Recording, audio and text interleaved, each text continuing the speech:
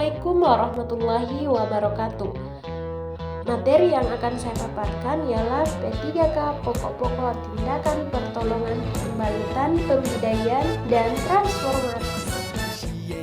Latar belakang dari materi ini ialah P3K merupakan langkah awal yang krusial dalam menyelamatkan hidup, mencegah kondisi korban semakin parah, serta mempercepat penyembuhan. Banyak contoh menunjukkan bahwa keterlambatan dalam memberikan pertolongan pertama dapat meningkatkan risiko terjadinya disabilitas permanen atau bahkan menyebabkan kematian.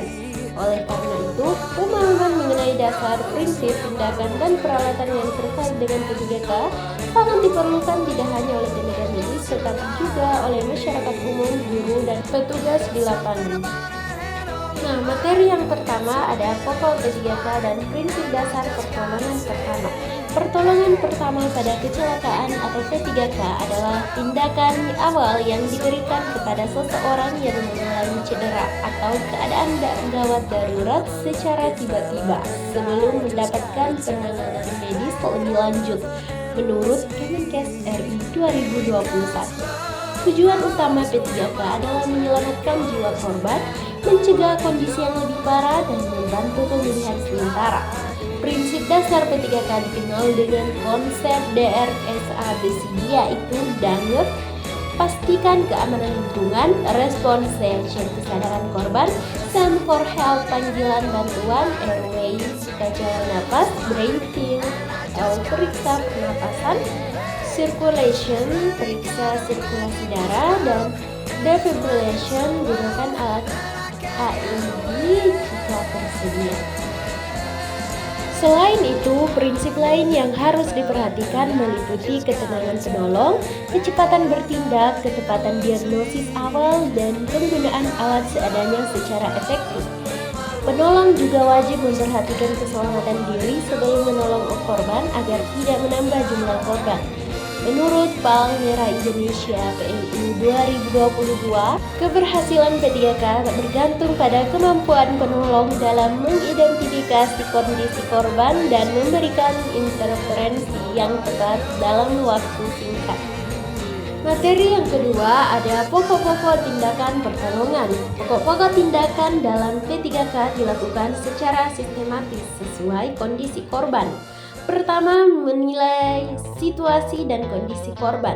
Apakah masih sadar, bernapas, atau mengalami pendarahan.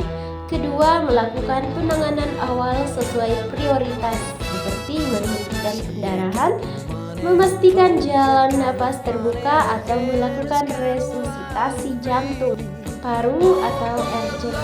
Ketiga, memberikan posisi yang tepat, misalnya posisi miring aman pada korban tidak sadar atau posisi duduk bagi korban sesak napas.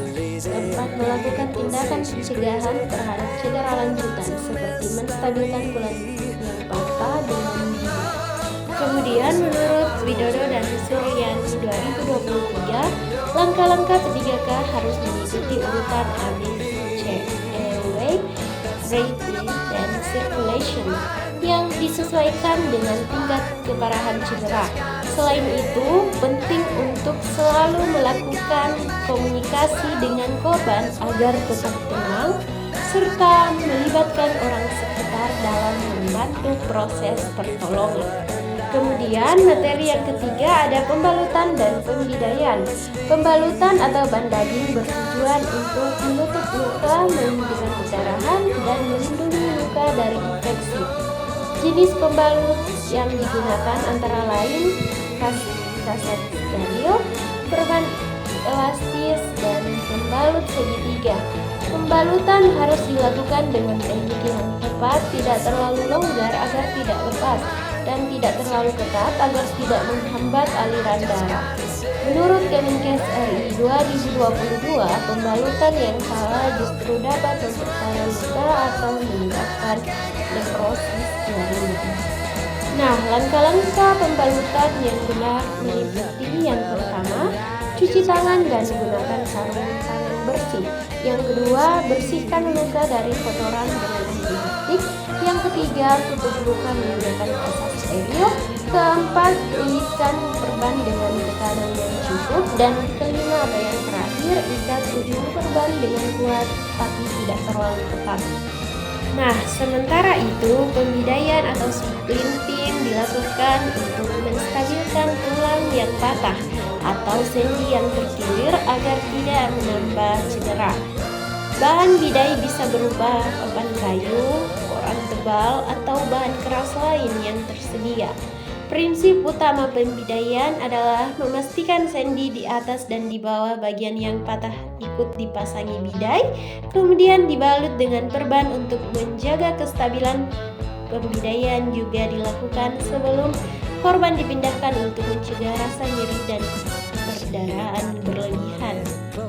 Nah, langkah-langkah pembidaian meliputi yang pertama, tenangkan korban dan jelaskan tindakan yang akan dilakukan.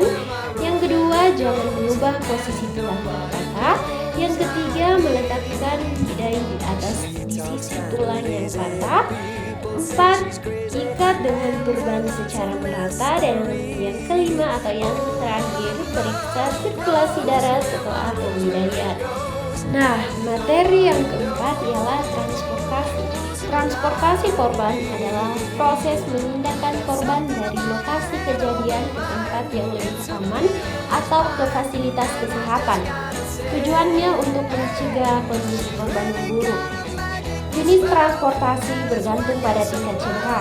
Untuk luka ringan dapat menggunakan bantuan berjalan atau digendong, sedangkan untuk cedera berat dan seperti patah tulang atau cedera tulang belakang harus dilakukan dengan alat angkut khusus seperti panjur datar akrobat panjang. Aplikasi FA 2020. Nah, materi yang kelima atau yang terakhir ialah peralatan dan obat-obatan P3K. Peralatan P3K yang ideal mencakup kotak P3K berisi perlengkapan dasar seperti kaset steril, perban, plester, sarung tangan sekali pakai, sunting, pinset, bidai kecil, masker, serta antiseptik seperti Povidone, Iodine. Sedangkan obat-obatan dasar meliputi obat penurun demam, paracetamol, salep luka, tetes alkohol, obat diare ringan, dan cairan pembersih luka WHO 2023. Semua alat dan obat harus disimpan dalam kondisi bersih, kering, dan tidak terluka. Nah, kesimpulan dari seluruh materi yang telah saya jelaskan ialah pertolongan pertama pada kecelakaan atau P3K merupakan tindakan awal yang sangat penting dalam menangani keadaan darurat medis sebelum pertolongan profesional tiba. Prinsip dasar P3K menekankan keamanan, kecepatan, dan ketepatan dalam menolong korban. Langkah-langkah utama seperti pembarutan, pembidaian, dan transportasi harus dilakukan dengan benar untuk mencegah komplikasi. Peralatan dan obat-obatan dalam kotak P3K perlu disiapkan dan diperiksa secara berkala dengan pengetahuan dan keterampilan P3K yang memadai. Masyarakat dapat berperan aktif dalam menyelamatkan nyawa dan meminimalkan dampak cedera. Terima kasih. Wassalamualaikum warahmatullahi wabarakatuh.